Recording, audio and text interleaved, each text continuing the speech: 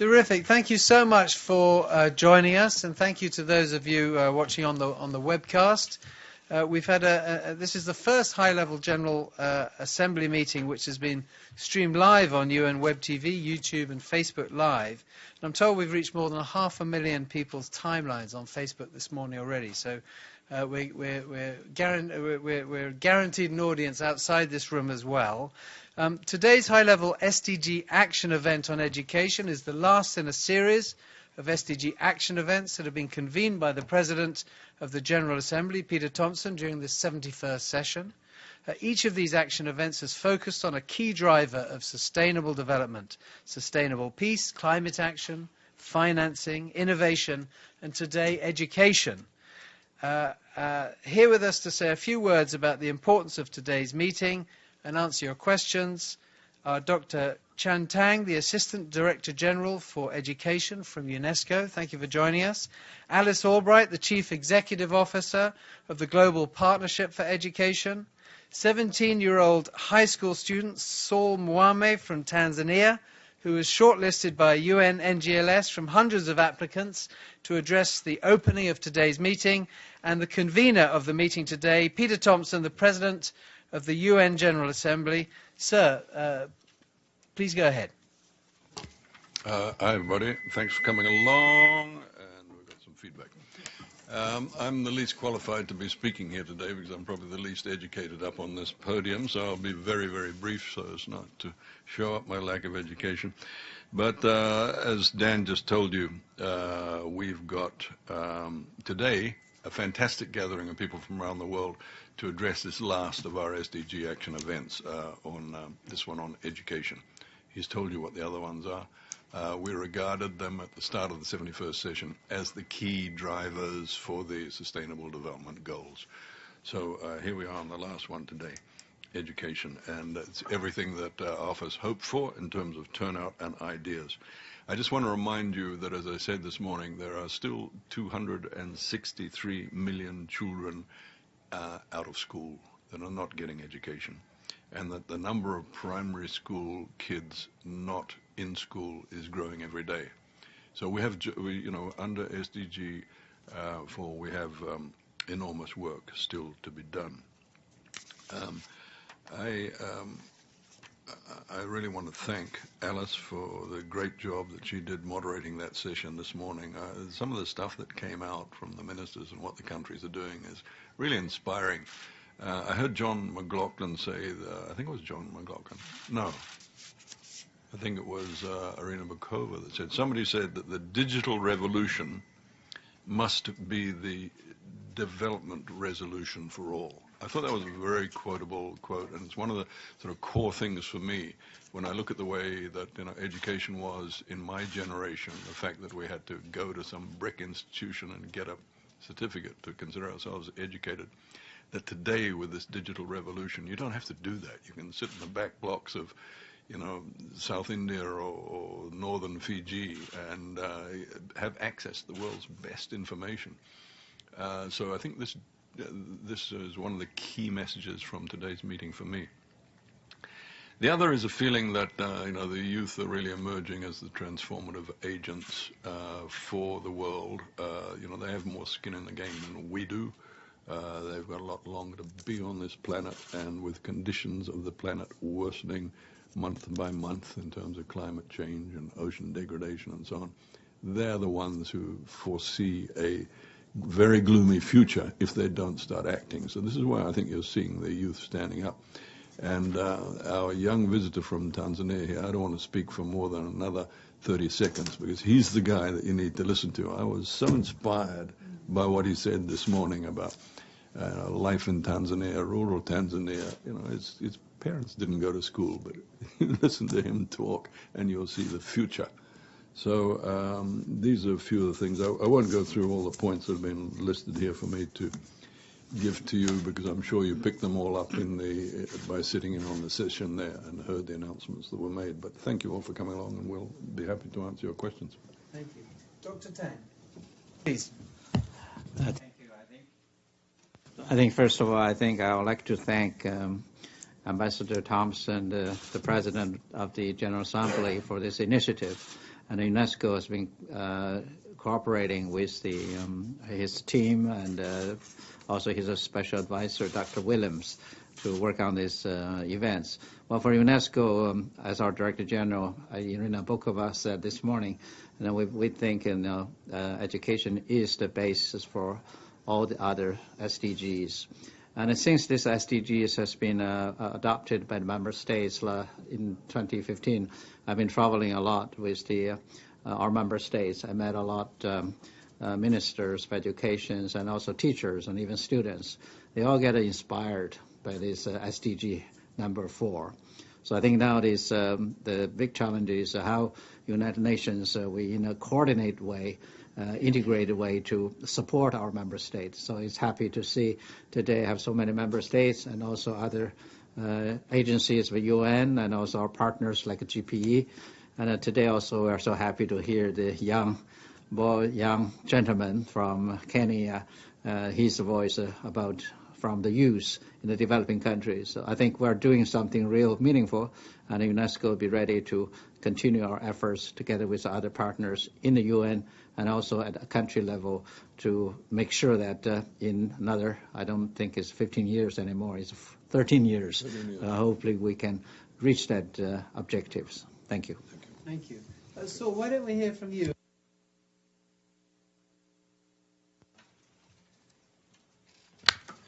Thank you very much. It's nice for me to be here.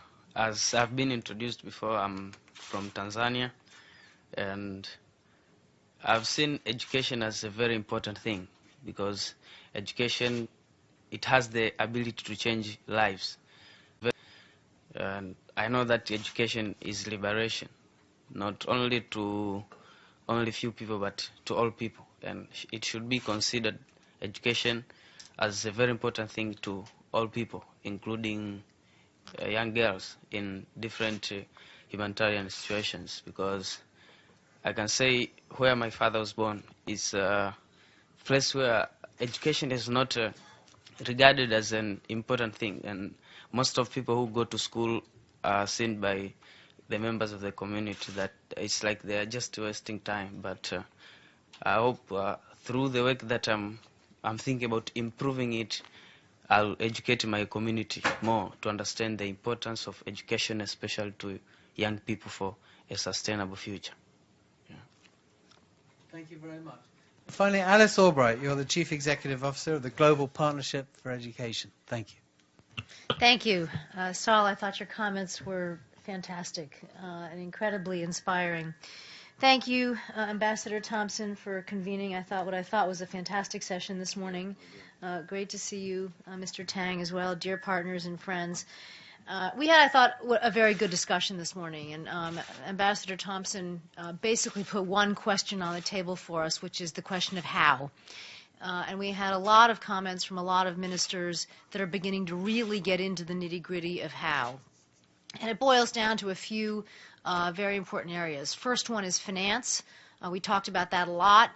Given the trend lines in money going into education, particularly from the ODA part of the picture, everybody should know that there is a crisis, and we are back down to 2010 levels if you look at the trend line. So the aid to education is going down and not up at a time that we've decided that education is the critical SDG, and as Amina Mohammed said this morning, the Deputy Secretary General, it is the docking station for all of the other ones. So if that is true, and I think we all believe that is true, we ought to be investing in it. And the fact that the trend lines are going down and not up is inconsistent with that. We also talked about improving education systems and reforming systems. That's the long game. Governments very much have to be in the lead and the driver's seat around that agenda. They have to be in charge of the priorities. They have to be in charge of really setting the agenda around reform. And given all the comments made this morning from the ministers that we were able to talk to, that process is well underway. And I think that's really a source of enthusiasm. We did talk about finance, and that is thankfully getting on the radar screen. It's a critical issue. One thing that you all ought to be asking us is, okay, so what is GPE doing about it? And one thing that we are doing about it is we've just launched our third replenishment campaign. We've launched our goals to fit inside of the goals of the Education Commission. We are aspiring to become a $2 billion a year organization by 2020, $4 billion by 2030. That means this time around we're asking our donors to contribute to us a little over $3 billion, $3.1 billion. Yes, it is a step up for every single donor. But we think when you think about the education crisis and the critical needs, you think about Saul and what he's talked about, we ought to be spending an additional $3.1 billion on education to help GPE, which is a partnership of everybody, improve how we deliver systems. So I'm delivering a very strong message around that. That's what GPE is doing as our contribution to helping to solve the education crisis. I look forward to working with everybody on that. Everyone's been very generous so far. We need to keep at it. We need to be determined. We need to be focused. We need to deliver. We need to focus on results. I need everybody who's on Facebook right now listening to also take that message to heart. So thank you so much for including us. It's been wonderful to be up here over the course of the day at the UN. I thank you for inviting me. It's always nice to be here. And thanks so much. Terrific.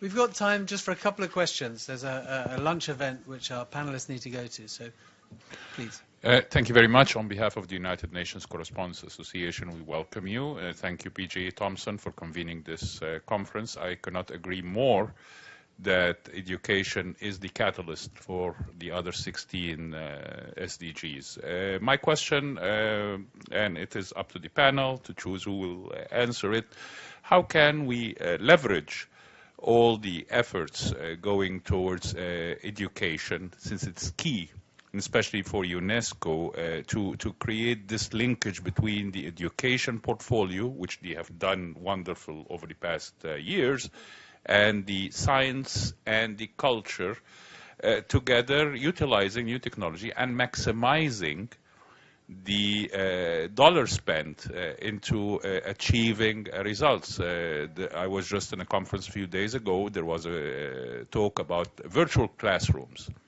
where you have a full interactivity with students. They can be in Mali or in any of the impoverished places that have difficulty in capacity building, and the teachers can be in Paris or in Harvard or in San Francisco, and with full interactivity. So this will definitely contribute to the increasing the quality of the education product. What is your vision for that? Thank you. I'm sure the others have got better answers to that than I do, considering that's their field. But let me just give you an example, and it's a little bit along what Saul was saying about his parents. When I was working in rural development in the 1970s in Fiji, it's heartbreaking to think back on how we eked out from very poor rural communities the dollars necessary to build the new wing for a school which would allow it to become a junior secondary school, and the bricks and mortars necessary for the teachers' housing for that school, and so on. It would take 10 years to raise that money, and every little bit of money that community raised from going to the towns to sell their vegetables and so on would go towards that, a building fund. You know, it wasn't about improving the minds of their kids. It was about building bricks and mortar. You know, and we had to do it then because that's the way education was done all around the world. But looking back on it, it's heartbreaking to think that today those same kids in rural Fiji, all they have to do is flick on their little supercomputer in their hand there, and they're getting 1,000 times better information than they were getting from our teachers back there in the 70s, for whom we were spending all our available funds to accommodate them in bricks and mortar. So I think that's, for me, why I was emphasizing this thing, that the digital revolution is the development revolution, and there's nothing like education to drive that point home, because that's where it's probably most relevant. But please, other members of the panel that would like to respond. Let me just add to that. The way that we see the digital revolution at GPE as being a real opportunity to help us resolve some particular challenges that governments have in how they deliver education. One in particular is around data. When you look at how data is used in education planning, implementation, policy work, it's very, very patchy. And that's either because the data doesn't exist, it's not collected, it's not necessarily analyzed sort of in a consistent, robust fashion, it's not necessarily aggregated well. And it sounds like something that one could take for granted, but you can't, because data has to be at the heart of some of the policy decisions that are taken. There's also, I think, a very important role for better technology around learning assessments. So within the sort of scope of our work, what we're doing is identifying those particular opportunities where a data or a technology application could really help us advance the ball. And we're putting money behind that. We're working with partners. We're beginning to work very closely with UIS, who's certainly an important part of UNESCO, and beginning to figure out how we can work with the community to begin to resolve some of those key delivery issues. And I think it's important to keep in mind that we do that within the scope of what a government wants to do.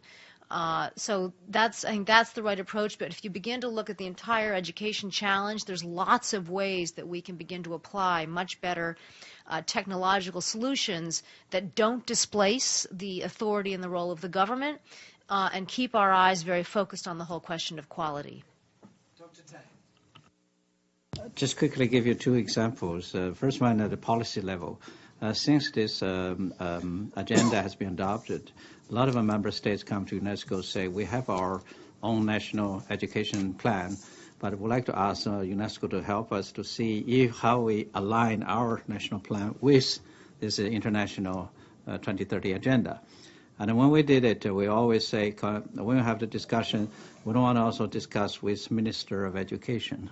We want you to invite other ministries. It worked, actually. When we did it, they normally did it, and then they invite other ministries. So then their plan is not really only education per se, but rather education linked with other sectors. Second example, in the practical level, we are promoting, we call cultural heritage preservation. And then in one of the small island countries, we with a big international company, they gave us money. We support them to a program which they have provided vocational training on the handcraft for the women there.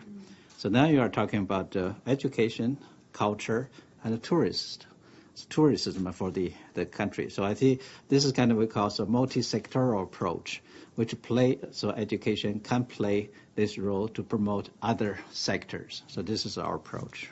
Thank you. Thank you. I'm sorry. We have a very, very short time, and we have time for one last question, and then these panelists have to go to another event, which they're already late for. So I'm going to ask for one last question over there. I'm sorry. Thank you so much, Matthew. For Abdul Hamid Sayam from the Arabic Daily Al-Quds Al-Arabi, and my question about many children who are victims of conflicts. There are 2 million children in Yemen now without education, 1 million in Syria, another similar number in Iraq, Libya, and even in Gaza, which is under siege for 10 years now.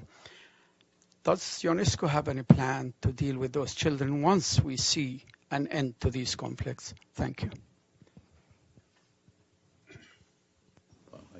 Dr. Tang? Yes, we do in the, today have so many children of refugees for example, in Syria or the countries in the neighboring. UNESCO has been working with these countries to provide education opportunities for the refugee children. We do basic two things. One is about vocational skill development. For them, they can try to do some kind of skills. They can find a job. Another one is also to help them to have the recognition of their education accreditation in those countries, because they had it before, but will help them to establish how you make sure their education credential be recognized by the hosting countries. So then they facilitate them to continue with their studies. This is two examples we are doing for the refugees. Thanks, Dan. Look, I've got to, I'm co-hosting a lunch upstairs which started 5 minutes ago, so I have to run away. But I'm sure that you would like to follow up with the questions to the other panelists. I see there are a couple of raised hands there. So if the other panelists can stay, that would be great. But thanks all for coming and for your questions. got to be up in the delegates' dining room 5 minutes ago. Good to see you. Okay, you're not coming to lunch? I can't come to You the can't, lunch. that's I can, right. but I will stay Okay. and answer a couple. Very good. Thank you for that, Alice. Thank you. Okay. Terrific. Thank you. I'm So happy you can, to. You can go straight out that way. Oh. All right. Well, then Nice let's to see take you, a Peter. couple more answers. Alice, would you like to answer the same question? Yes, I would actually. There's a few points that I'd like to make. First of all, if you look at the scope of the work that my organization does, between 50 and 60% of it already is in fragile and conflict-affected countries. And because we see the need to really focus very specifically on the challenges of these countries if we're going to solve the overall education goals that we've all set out for ourselves. And we have a number of special ways of working at those countries, and we do that fairly regularly. We've also been spending a lot of time in the co-creation, co-design phase of a new initiative called Education Can't Wait. This was kicked off by the Special Envoy, working with a number of others, including our board chair, Julia Gillard, and it's begun to really get off the ground, and that's very, very exciting. And it's specifically looking at bridging the divide between the development work and the humanitarian work, where often you see education sort of slipping through the crack there. Just to give you a couple examples of our own work, we work very closely, for example, with the government of Yemen, and have been worked with, in fact, both sides of what's going on in that country at the technical level to make sure that education is continuing. We've redeployed funds in a couple of ways, and in particular to rebuild schools, for example, that have been lost in recent bombing tragedies. So at the moment, we're one of the biggest funders of ongoing education at the basic and primary level in Yemen. We've also worked very closely, for example, with the government of Chad. They've got refugees coming in from the Boko Haram crisis. They approached us and asked if we'd be able to give them some special funding from their existing envelope to rebuild schools or to build some schools for the refugee children, and we said yes, and we've now done that.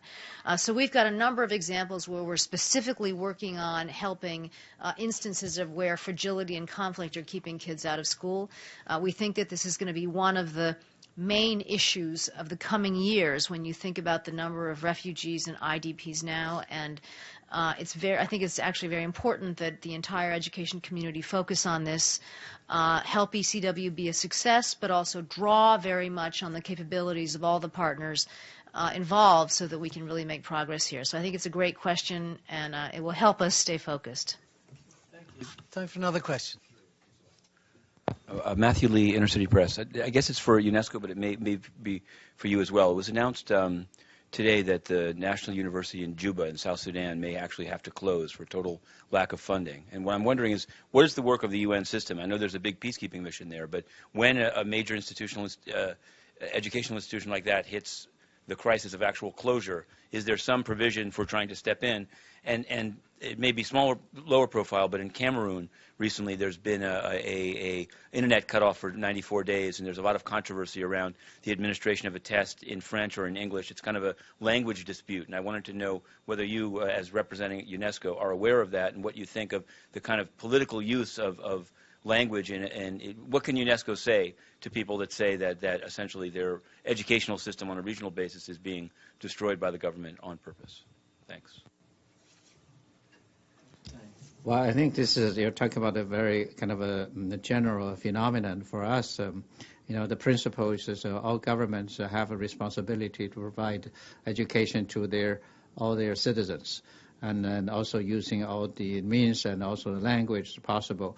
So, of course, whenever these things happen, I don't know what exactly the case is, but our principle is, we always have a dialogue with the authorities, and also we advise them that, this is the commitment as the international society with this agenda. We're talking about providing our learning opportunity, which is a basic human right of all the citizens. I think as all member states, when they adopt this agenda, they all recognize, agreed with these principles. So what we have been doing is we do a dialogue with the authorities. If there's something happen like that, we will certainly will say that please let's follow this international recognized principles, and then it will go. Hopefully, sometimes it works, and then so I think we will continue to do this kind of a push, and also using the principles agreed by the international communities. Thank you. Just make a couple quick comments. Certainly the situation in South Sudan is incredibly troubling. In fact, I've spent time recently with the education minister there.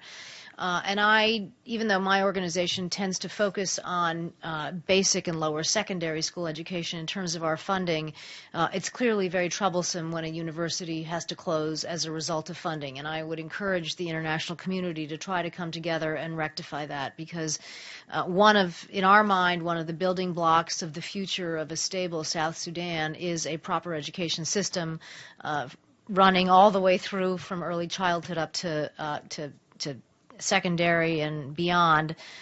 During a recent trip that I had to South Sudan, not so recent, a couple of years ago, it was clear that there were not enough teachers in that country by a long shot, and it would be most unfortunate if that university closed. In terms of Cameroon, the way that we think about it is that it's most unfortunate when education does get politicized, because it is a universal good in many ways. It is a right. It is something that everybody has agreed is a building stone and a cornerstone to prosperity and development.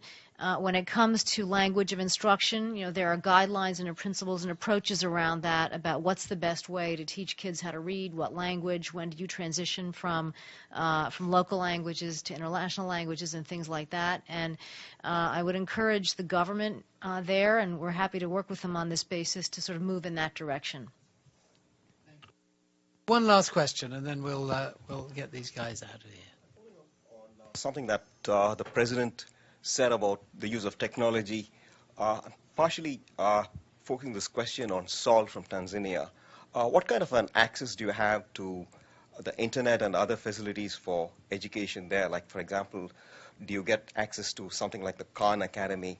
And I would also like to pose this question to the others on the panel, whether you're developing things or trying to make things like the Khan Academy, which provides a lot of informal education through technology, more accessible to people. From the capital city, what access do you have to technology? Okay. What access that I have to technology is that my school has a computer room, so we get access to education. It has a Wi-Fi network, so we get access to education. But also, I tried to insist my parents so that they can buy for me a smartphone so that I can get access to education through the internet. And they did it because my father is a beekeeper, and I tried to prove to him that I can use technology well so that I can help him. Recently, I've been learning different lessons about beekeeping. So I get the knowledge, then I share the knowledge to him, and he gets excited. Yeah, so that's how I get access to it. That's a great answer. Yeah, but also, I can say in my region, only few schools have computer rooms. So, right. Yeah, so for my side, as I'm in the activities that I'm doing in my organization, Building Africa's Future Foundation, I want to work with the government of the United Republic of Tanzania, because I've seen that my president, Dr. John Pombe Magufuli, and the Minister of Education, it's Ndalichako, we call her Mama Ndalichako, they are doing well exactly, and I'm thinking about working with them because I know they'll be helpful so that many schools can have access to technology. And just to clarify, you have computers. Do you have access to the World Wide Web through these computers? Yes, we have access. Yeah. Terrific. A couple of last comments from our other panelists, and then we'll close. Alice? I think you summed it up very well. I think you're asking an important question about technology, and what you've said shows both the potential for technology, but also some realism about it. I think if we were to look to convert to an educational model sort of overnight that was purely technology-based, I think we'd find that there's some real limitations in terms of electricity, connectivity, the cost of it, the maintenance of it, and so forth and so on. So I think that we need to figure out where it can work, the role it can play, the way that we can use it, but also understand that there's some real limitations. And really, empower governments to figure out what is the best way forward so that they can make choices given the individual circumstances in their countries. Just have add a couple of points. The first thing, we've been working on this last few years, using ICTs in education to not only to try to enlarge the access, but also improve the quality of education. We got two challenges here. One is the equipment, another one is connectivities. And we've been doing this is, this costs a lot of money. Normally we do a lot of partnership with those big communication companies, because they need their social responsibilities, and then they need access to the government. And the UNESCO is a kind of a platform to help them to mobilize the resources from these big companies to work in those developing countries, help to have these infrastructures and also the equipments. But one more thing I want to mention is even they have all these connectivities, equipments, most important thing actually is the teacher training. Because without the teacher, how to teach students use the ICTs technologies, students probably would just play games with all these computers. Thank you. Very good. So just to thank you, 17-year-old high school student Saul Mwame from Tanzania. Thank you very much indeed for joining us. Alice Albright, the CEO of the Global Partnership for Education, and Dr. Qian Tang, the Assistant Director General of Education at UNESCO. Thank you very much indeed. Thank you. Thank you.